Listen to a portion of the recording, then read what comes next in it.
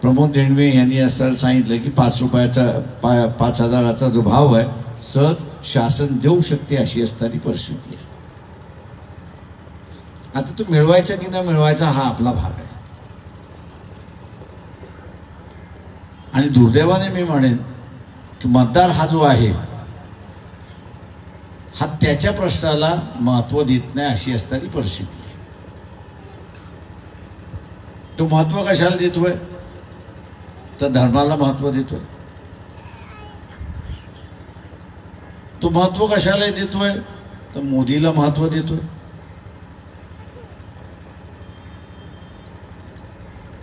मुसलमान म्हणतो की इथला इस्लाम खतरेमध्ये आला त्यावेळेस मी समजू शकतो की 10-15 घरं आहेत आणि म्हणून त्याचा धर्म खतऱ्यामध्ये आला.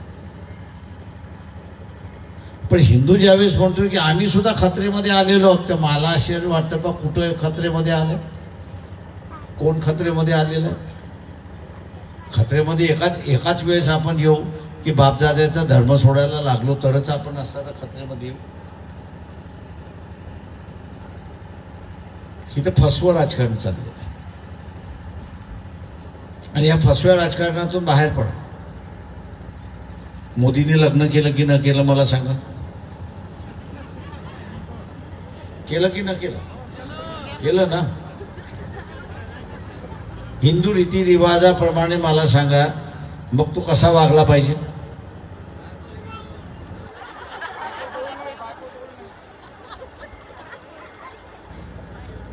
आणि हा आपल्याला हिंदू धर्माच्या गप्पा गोष्टी सांगतो आणि तुम्ही त्याला मानायला लागला तर आश्चर्य नाही म्हणायचं तर काय म्हणायचं? अरे 10 वर्ष मानलं ना, आता नाही मानत काय? तो मानगुटीवरती बसायला लागला म्हणून म्हणायला लागलं मानत नाही, पण 10 वर्ष मानलं ना. आता खोट्या गोष्टी. आता जो माणूस आपल्या पत्नी बरोबर राहू शकत नाही, जिला आश्वासन दिलेलं असतं की आपण दोघं एकत्र राहू, शपथ खाल्लेले असतात, ते शपथविधी तो असताना पाळू शकत नाही, तो तुमच्याशी काय इमानदार राहणार?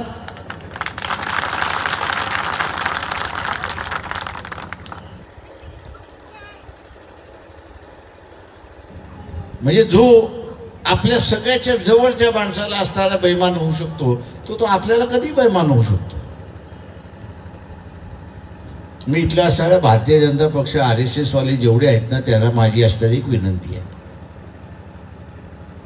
आणि ही विनंती आहे की अयोध्येमध्ये जे राम मंदिर बांधलंय त्या अयोध्येमधल्या राम मंदिराची मूर्ती जी आहे त्याचा फोटो जो आहे तो गावागाव वाटा. तो फोटो जो आहे तो गावागाव वाटा आणि तो फोटो वाटल्यानंतर मोदी पहिल्यांदा मुख्यमंत्री झाले ना त्या काळचा फोटो काढा. दोन्ही तुम्हाला सारखे दिसतात की नाही सांगा.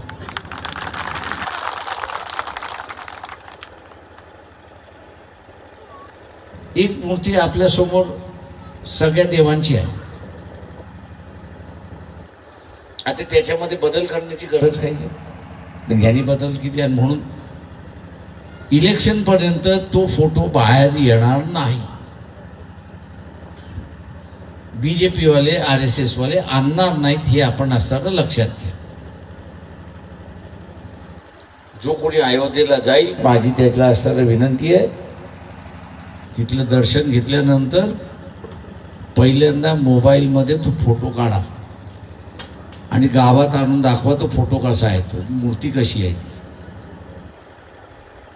ती इथे असताना विकृत चाललेला आहे. एक नौटंकी मस्तपैकी चालली ज्याला हिप्नोटाईज आपण म्हणतो ते हिप्नोटाईज चाललेलं आहे. आणि आपल्याला असं वाटतं अरे काय ग्रेट माणूस आहे, याच्यासारखा दुसरा माणूस नाही. आपण बघितलं असेल मागच्या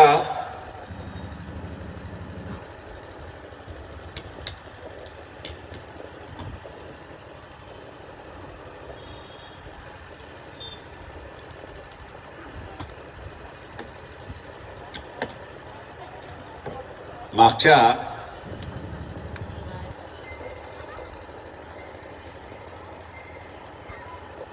5, 7, 8 वर्षाच्या कालावधीमध्ये मिलिटरीतले असणारे रिटायर्ड मुच्छड टीव्ही वरती येत होते. बघितलेत ना तुम्ही की नाही बघितलेत? बघितलेत ना. आणि ते सगळे बे म्हणजे मोदी, बे दुने 4 म्हणजे मोदी, बे दुने 6 म्हणजे मोदी, बे दुने 7 म्हणजे मोदी, बे दुने 8 म्हणजे मोदी, बे दुने 10 म्हणजे मोदी. मोदीच मोदी. आणि आज तुम्ही बघायला सुरुवात करत त्याच मुच्छडाला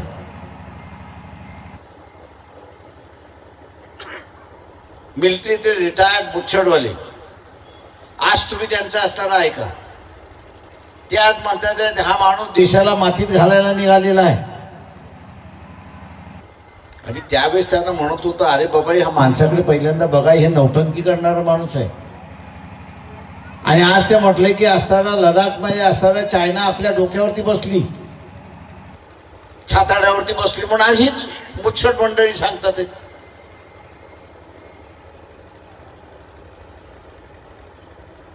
आणि आज ते म्हणतात अरे नाही काश्मीर आखा धोक्यामध्ये आलेला आहे, उत्तर भारत हा सगळा धोक्यामध्ये आलेला. अरे एवढे दिवस तुम्ही असताना डोळ्या आंधळ्यासारखे असताना मोदी भक्त झाला होता. आणि आता ज्यावेळेस लक्षात आले की चायना तुमच्या छातड्यावरती बसली त्यावेळेस हा मोदी वाईट आहे तुम्ही सांगताय.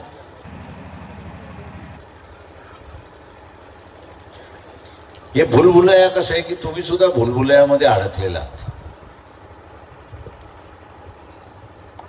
मोदी वर्षातून एकदा त्याच्या आईकडे येतो, बरोबर आहे. त्याच्या आईकडे आल्यानंतर तिच्या खुर्चीवर बसवतो, स्वतः खाली बसतो.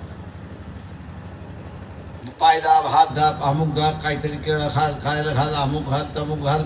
आणि टीव्हीवर काय आपल्या आईवरचं प्रेम, याच्यासारखा दुसरा माणूसच नाही आपल्या आईवरती प्रेम करणार. बरोबर आहे की चूक आहे? तुमची भावनाच होती ना. पण मी ही नौटंकी म्हणतो. वर्षामध्ये किती दिवस?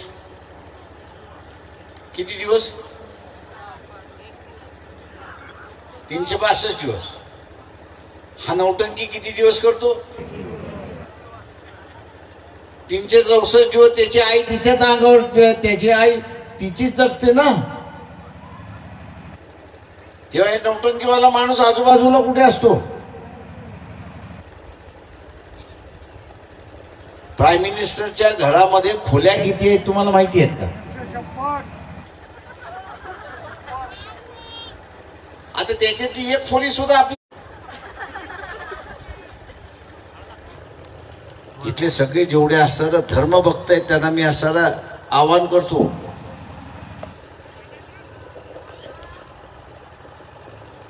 की या फसव्या माणसाच्या नाटकामध्ये अडकू नका. ही सगळ्यात मोठं डिजर माणूस आहे.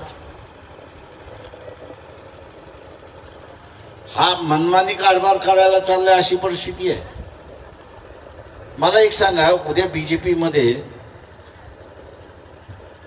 एखादा नेता दिसतोय का तुम्हाला?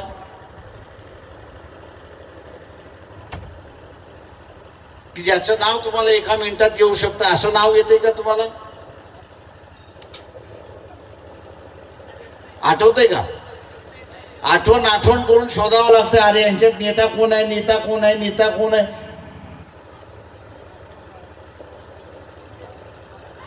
मोदीने 10 वर्षाच्या कालावधीमध्ये भारतीय जनता पक्षातलं नेतृत्वच संपून टाकलं.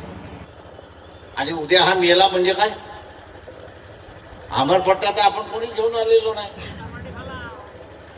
जनता पार्टी खलास झाली पण देश खलास होईल त्याचं काय? का तुम्ही विरोधी पक्षच संपवला. उद्या देश चालवायला तुम्ही कोणाला शिल्लकच ठेवलं नाही. आणि म्हणून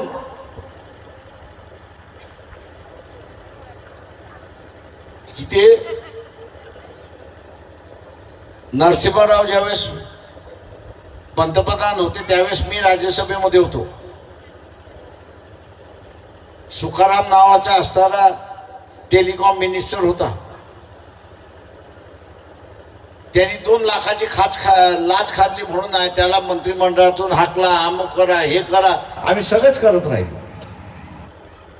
तरुण होतो, माझ्यासारखे अनेक तरुण होते.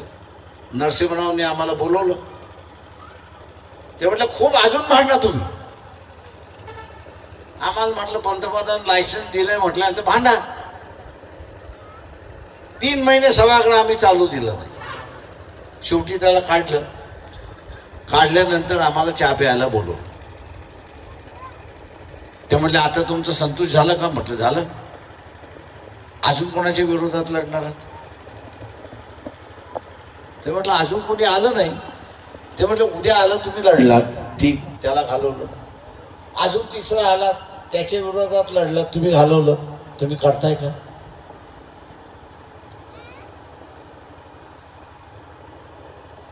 तर म्हटलं आम्ही माणसं संपवतो. सगळी माणसं संपवली तर चालवणार कोण हा देश? आणि आमचं त्यावेळेस लक्षात आलं की एक पिढीनंतर दुसरी पिढी, दुसरी पिढीनंतर तिसरी पिढी, तिसरी पिढीनंतर चौथी पिढी, याच्यामधलं नेतृत्व जर शिल्लक राहिलं तर देश चालवायला माणसं शिल्लक राहतात हे लक्षात घ्या. मोदीने 10 वर्षाच्या कालावधीमध्ये भारतीय जनता पक्षातलं नेतृत्व संपवलं आणि RSS सुद्धा संपवली अशी असणारी परिस्थिती आहे. उद्याच्या लोकशाही टिकवायला, उद्याची असणारी लोकशाही टिकवायला आणि जनसामान्याचा असणारा प्रश्न या ठिकाणी सोडवण्यासाठी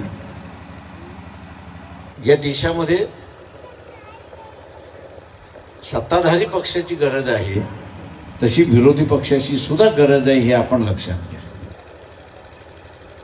एखाद्यावरती अंकुश राहिलं नाही तो बेताल वागतो आणि आपण असं म्हणतो की हा बेताल वागायला लागला. नरेंद्र मोदी एवढा बेताल वागायला लागलेला आहे की या देशामध्ये ज्यांची संपत्ती 50 कोटीपेक्षा जास्ती आहे अशा 2014 ते 2024 या कालावधीमध्ये 17 लाख हिंदू कुटुंब, मुसलमान असते तर मी समजू शकलो असतो, ख्रिश्चन असते तर मी समजू शकलो असतो, पण 17 लाख हिंदू कुटुंबाने नागरिकत्व सोडलं, देश सोडला आणि तो निघून गेला. का ह्या बेताल वागण्यामुळे. आणि मग उद्याची हे बेताल वागणूक असणारा येणार नाही, नेतृत्व येणार नाही. या दृष्टीने आपण उद्याच्या लोकसभेमध्ये, येणारी जी लोकसभा आहे या लोकसभेमध्ये मी असणारे एक उमेदवार आहे. आपण मतदान दिलं, उद्या निवडून दिलं तर लोकशाही वाचवण्याच्या दृष्टिकोनातून माझी पावलं असतील एवढं आवाहन करतो आणि आपली सगळ्यांची रजा घेतो.